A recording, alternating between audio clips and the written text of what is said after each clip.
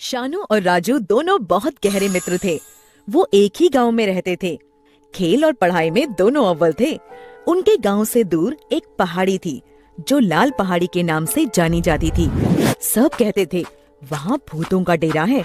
पहाड़ी को लेकर तरह तरह की कहानियाँ पूरे गांव में फैली थीं।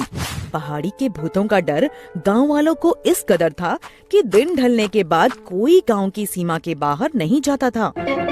कोई कहता पहाड़ी के ऊपर रात में नर पिशाच नाचते हैं, कोई कहता पहाड़ी से आग बरसती है, तो कोई कहता तरह तरह की आवाजें आती हैं। शानू और राजू भी इस तरह की कहानियों से वाकिफ थे। वो विज्ञान के जमाने के बच्चे थे, सो भूतों को मानने में उनकी विशेष दिलचस्पी नहीं थी। पर गांव वालों को कैसे इस अंधविश्वास से बाहर लाएं, वे समझ नहीं पाते थे। एक दिन बैठे बैठे दोनों चर्चा करने लगे। ओए राजू, हमें इन कहानियों की असलियत का पता लगाना ही होगा।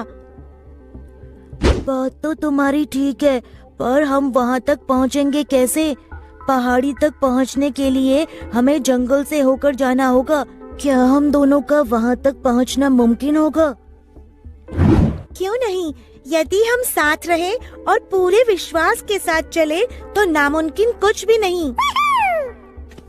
अगले ही दिन शाम के समय शानू और राजू बिना किसी को बताए लाल पहाड़ी के रहस्य को जानने निकल पड़े।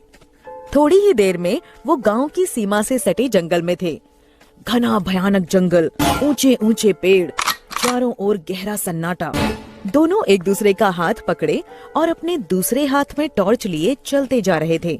पूरे दिन लगातार चलने के बाद भी पहाड़ी दूर नजर आती थी। शानू का साहस टूटने लगा और वो बोला, यहीं से लौट चलो, अब हमें आगे नहीं जाना चाहिए।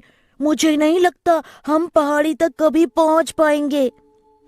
क्या रे शानू, हिम्मत हार गया?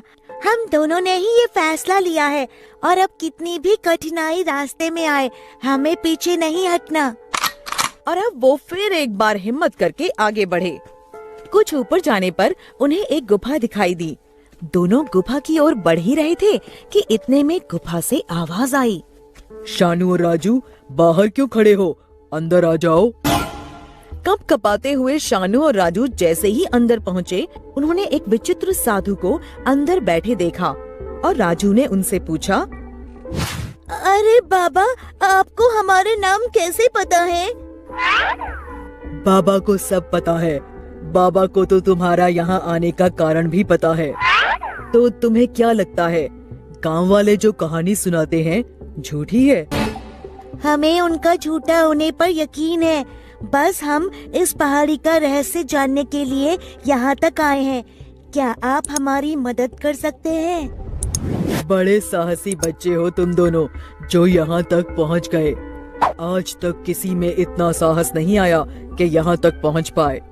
मैं जरूर तुम्हारी मदद करूँगा।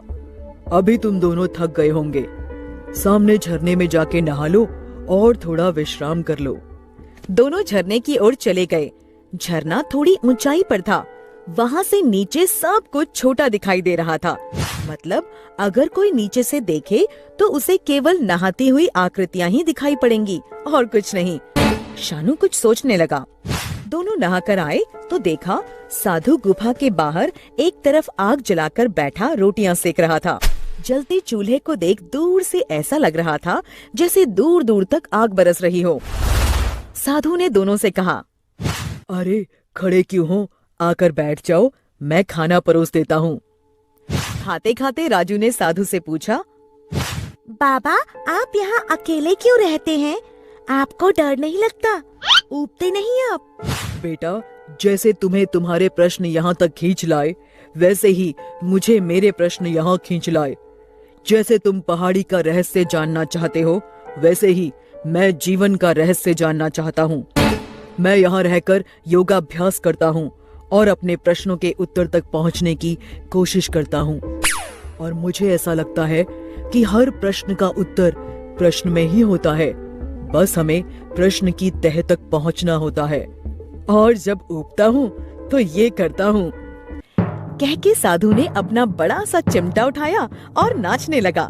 लंबे चौड़े साधु को नाचता गाता देख राजू ने सोचा, नीचे से कोई सुने तो उसे एक आवाज के साथ नाचती केवल एक आकृति दिखाई देगी। यह सोचकर वह मुस्कुराने लगा और उसने देखा कि राजू भी उसकी ओर देख मुस्कुरा रहा है। वे रहस्यमयी कहानियों का सच समझ चुके थे। थोड़ी देर में साधु ने पूछा, तो बताओ क्या मदद कर सकता हूँ मैं तुम्हारी? दोनों ने हाथ जोड़कर साधु का अभिवादन किया और बोले, बाबा, आपने हमारी मदद पहले ही कर दी। हमें हमारे प्रश्नों के उत्तर मिल गए। हमें समझ आ गया कि किसी प्रश्न के उत्तर के लिए उसकी गहराई तक पहुंचना होता है। हमें मन में उठे प्रश्न का उत्तर ढूंढने का साहस करना चाहिए, न कि मन को दिलासा देने के लिए कोई कहानी गढ़नी चाहिए और अपने साहस पर कभी शंका नहीं करनी चाहिए। शिक्षा। हमें डर को कभी भी अपने ऊपर हावी नहीं होने देना चाहिए और न सुनी हुई कहानियों पर भरोसा करना चाहिए। यदि सच जानना है तो साहस करना चाहिए। अपने प्रश्न की गहराई तक जाने पर उत्तर हमेशा मिल जाता है। बस हमें खुद पर विश्वास होना चाहिए।